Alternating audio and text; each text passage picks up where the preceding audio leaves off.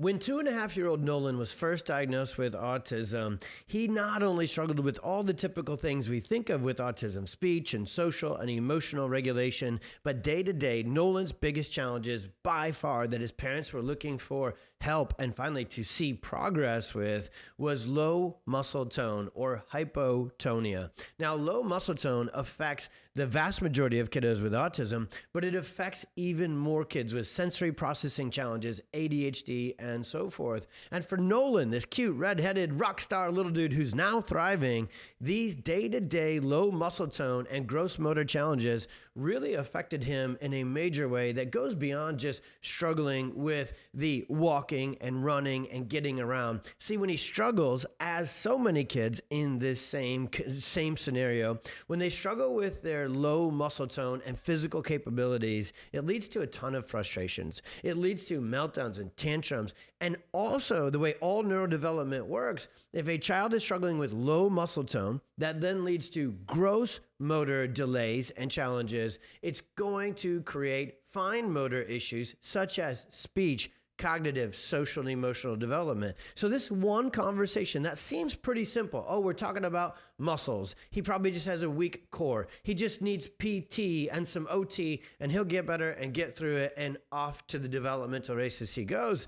He had been doing all those things for 2 years straight. Multiple physical therapy, occupational therapy, and speech therapy appointments every single week. Now, I'm a pediatric neurodevelopmental specialist, so we love PT, OT, speech therapy, ABA, you name it. We work hand in hand and in concert with these movement-based therapies. And the reason that we work so closely with them is exactly the secrets, if you will, that we're going to reveal in this video, that when a child is getting what's called neurotonal or neurologically focused adjustments, it actually helps them break through the stuck points or the plateaus that so many low muscle tone and gross motor delayed kiddos get to and are living in. Maybe your child right now with PT, with speech, with occupational therapy, they're going, but they're stuck. And that was Nolan. So when his parents came to what we call our Perfect Storm workshop, where we break down a ton of the science like we're going to do in this video, that's what they were looking for. Progress instead of being stuck. Going forward, literally moving forward instead of feeling like they were not only plateaued, but oftentimes when Nolan would get sick, he would regress and his low muscle tone and gross motor challenges would get even worse. So what you're going to learn in this video is that the real root cause of low muscle tone goes way deeper than the muscles themselves. See, the core, the strength of those muscles is entirely dependent upon the function, the communication of what's called the central or autonomic nervous system. And as neurologically focused pediatric chiropractors, we love this conversation because it's literally right in our alley of neuromotor, neuromuscular function. But that's what we're really going to focus on with this video. Those first 5 letters, N-E-U-R-O. The nervous system is really what gets stressed, dysfunctional, as you'll learn here in a second, what we call subluxated in these kiddos. And until that real root cause of neurological stress, dysfunction, and changes within the tone and coordination and communication of the nerves that signal and control and connect to the muscles is fixed, then these kiddos will stay stuck or plateaued. So in this video, you're going to learn not just about the symptoms or the challenges that come with low muscle tone. If you're watching this, if you clicked on this and you're still with me here, this is your kiddo. You know they struggle with these physical capabilities. You probably know that spills over to social, emotional, and speech capabilities as well. So that's what we're up against. 50% of kids with autism, and I think it's all clinically, I've seen it a lot higher than that, struggle with low muscle tone. A lot of times, low muscle tone, hypotonia, these in-coordination issues with the nerves and the muscles, they're completely missed by the pediatricians. And sometimes even, a standard pediatric PT that maybe doesn't specialize in tougher cases like autism or neurological challenges might simply miss this. And also, again, low muscle tone is not just something for autism. We see it all the time in our sensory processing disorder kids, ADHD. We even see it later on still hanging around for teenagers with anxiety and mood disorders. So what causes low muscle tone? What is it? It's not genetically weak muscles. It's not that, they need to go hold a plank for 3 minutes, walk across a wobble board. Muscles work for the nervous system. So we have absolutely some control over what's called our skeletal muscles, like our bicep or our legs or our core. But the truth is 99.9% of what's happening within our muscles, especially for a developing kiddo, 1, 2, 3, 4, 5 years old, it's run on autopilot. Now, the neurological term for this autopilot muscle tone coordination regulation system is called the autonomic nervous system, or the sensory processing nervous system. There's nerves that are supposed to report to the brain what's going on. They need a smooth communication channel from the muscles to the brain. And then the brain needs a smooth, no interference communication channel from the brain to these muscles to keep them active, to get them strong, to have the proper tone. So low muscle tone is dependent upon neurological tone first. And as you'll see here in a minute or so, we're going to show you what's called an EMG scan of a child struggling with low muscle tone and these delays and challenges. And you're going to see that what happens is some nerves, which then control muscles, are too wound up, too tense, and those muscles that are supplied by those nerves get too tight. So actually the real story with low muscle tone is the one that nobody in a pediatrician or generally regular PT office even will tell you. Before you can have low tone, you actually have high tone or hypertension, hypertonicity stuck in a child's nervous system and muscles somewhere. And I'll show you exactly where, into their neck, cervical spine, and what's called upper back or trap area. So what would trigger that increased tension that would then trigger the decreased tension or low muscle tone? Physical injury, trauma. By far and away, this was Nolan's case. This is 95% of cases we see with low muscle tone had some sort of significant physical stress to their neck, brainstem, and neurospinal regions during labor, birth, or sometimes even earlier if they were breech position and had challenges in utero, cord wrap, breech presentation, forceps, vacuum, emergency C-section, and induction create a ton of physical tension. So those physical stressors that happen from in utero constraint or birth intervention and trauma, they cause the nerves and muscles of the neck and the traps to get tight, to get jammed up. The term for that is called subluxation. Subluxation is a term that means stress stuck on. It triggers what's called a sympathetic fight or flight response. And if that subluxation is there in the neck and the shoulders and the traps, and as I do this in this video, I want you to go look at your kiddo with low muscle tone. You'll see, yeah, of course, the stuff that the therapists have trained you to see. Look, their core is weak, they're clumsy, they don't have that strength where we want it.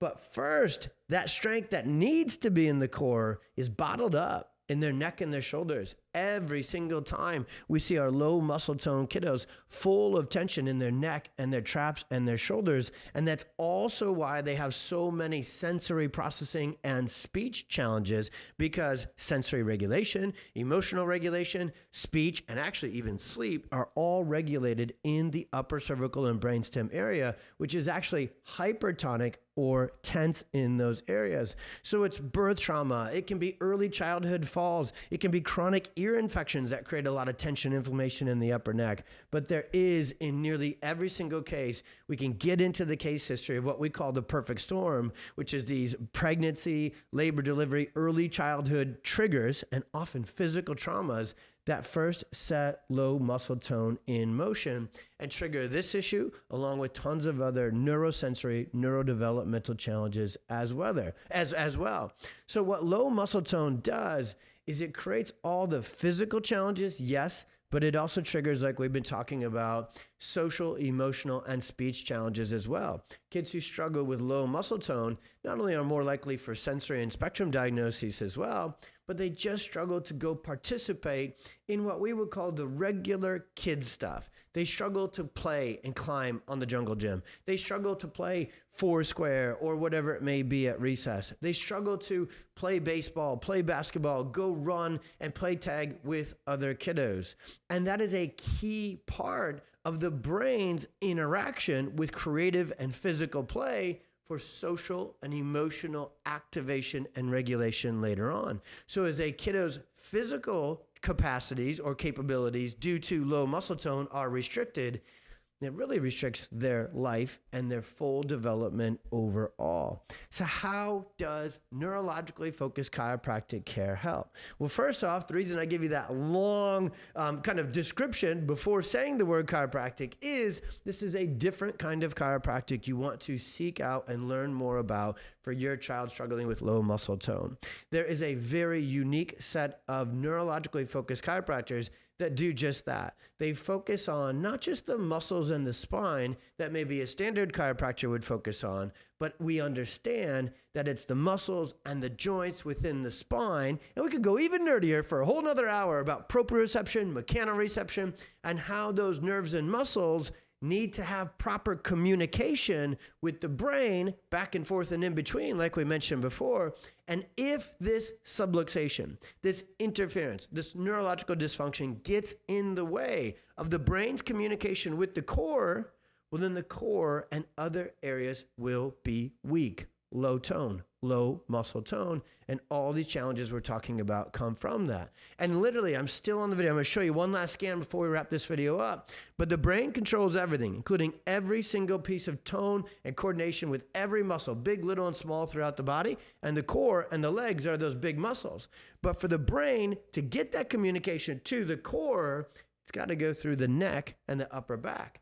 And so if a child was born with emergency C-section, forceps, and things that yanked, twisted, and pulled on their neck, then that subluxation, which leads to hypertonicity, too much tension, will get in the way of having enough tone and having enough coordination within the core, the arms, and the legs. So it's actually something that is really easy to understand and really easy to see, but it does sometimes take a 10, 15 minute, 20-minute video to really break down the sequence of what's actually causing low muscle tone challenges and how neurologically focused chiropractic adjustments can help. Because what we do is we can release the tension stuck in the neck and traps and shoulders, and we can activate neurological information and sensory processing in the weakened nerves and muscles of the core. So let me show you how everything we do starts and how we find those challenges first.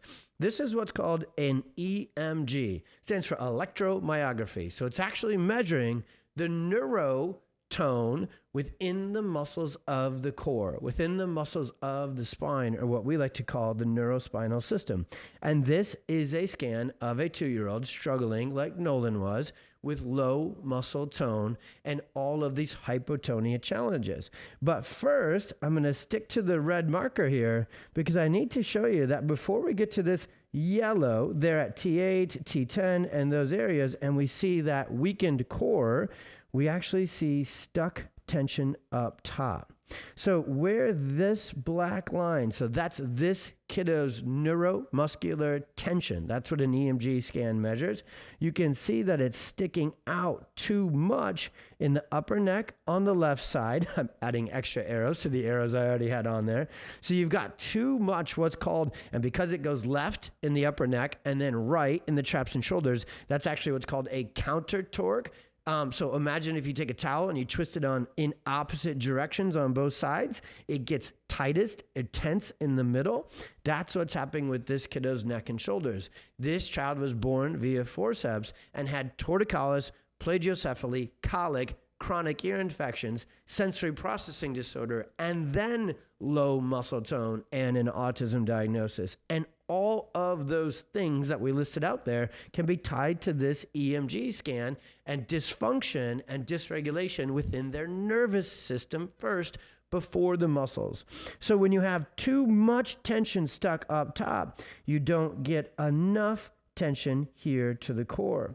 So where you see this black line, which is this kiddo's neuromuscular turn, go out up top, and then again it gets stuck here a little bit, it actually collapses in where these little red sort of marks are and where the yellow arrows are coming from. That's the weak core. That's what PT is trying to strengthen. But the reason there's no neurological activation and signaling to this child's core, lower thoracics, lumbars, and pelvis, is because it's stuck in their neck and shoulders. It's that simple, and our scans will actually give us a score. So pattern is a neurofunctional term for coordination, and tone. And it's supposed to be 100, and this kiddo's score is 24. And that's why they were grossly delayed with their gross motor functions and milestones and struggled significantly with low muscle tone and all that goes with it. The reason I wanted to do this educational video and break down the real root cause of low muscle tone, whether your kiddo has autism or doesn't, is so that you can see there's probably a missing foundational step to your child's care team or care plan, as we call it, to get them all the way better. So if your child struggles with low muscle tone, and especially if you're already doing all those awesome movement-based therapies, but progressing slower than you'd like or stuck or plateaued altogether, you've got to learn more about subluxation. You've got to learn more about the central and autonomic nervous system's role in causing low muscle tone and hypotonia in the first place. And the real action step I'd push you towards, parents, so you can get optimal outcomes, optimal development and results for your kiddo, is get connected either to our office if you're local or to our PX Docs directory, which you can go to pxdocs.com, hit the button, find a PX Doc. We'll put the links in here with this video, but you've got to get that scan. I know I'm nerdy. I know I went through lots of big words and sequential steps in this video, but it all boils down to this. The real root cause is in the child's nerves and nervous system. You've got to get that evaluated and examined by a neurologically focused pediatric chiropractor who uses this EMG technology. Take that first step to get connected to a PX doctor, to get your low muscle tone, sensory spectrum struggling kiddo this scan, and you'll see the answers. You'll see it literally clearly on paper or on an iPad when your PX doc shows you. That's where their neuromuscular tension is stuck and too much, which causes too little and not enough tone and strength to be in the core. From Nolan to Tegan to hundreds, actually thousands of other kiddos' names I could tell you from our clinic who struggled with low muscle tone, gross motor delays, speech delays, sensory emotional spectrum stuff because of it. When their parents found that the real root cause was in the nervous system, and we got those kiddos adjusted, and we calmed and released the tension in the stuck nerves and muscles, and we restored and activated and stimulated the weakened or shut down neurological pathways, those kids got back on track developmentally. Nolan is thriving. These kids absolutely can and will catch up if they get neurologically focused chiropractic to address not the diagnosis, not treat any of the symptoms, but to get to the real root cause of why they struggle. If this video was helpful, please comment below. Please, if you found it on YouTube, make sure you subscribe. And lastly, I'd love if you could share this video with other parents, other moms, or maybe even your providers to say, hey, if we add neurologically focused chiropractic, could we see more results with PT and OT and speech? We do this, we walk this through other professionals all the time as well, because it's not an either or conversation. If you're really seeing what we say with this video, once a child's getting adjusted, now they can get so much more from PT, so much more from OT, speech, ABA, and so forth. So you'll find the real missing link when you find your PX doc and find out if your child is subluxated or not. If you found this helpful, again, please comment, please share, please subscribe. We love helping kids. We love helping parents find hope, answers, and drug-free help that really gets to the root cause. Thanks for watching this one. We'll see you on the next one.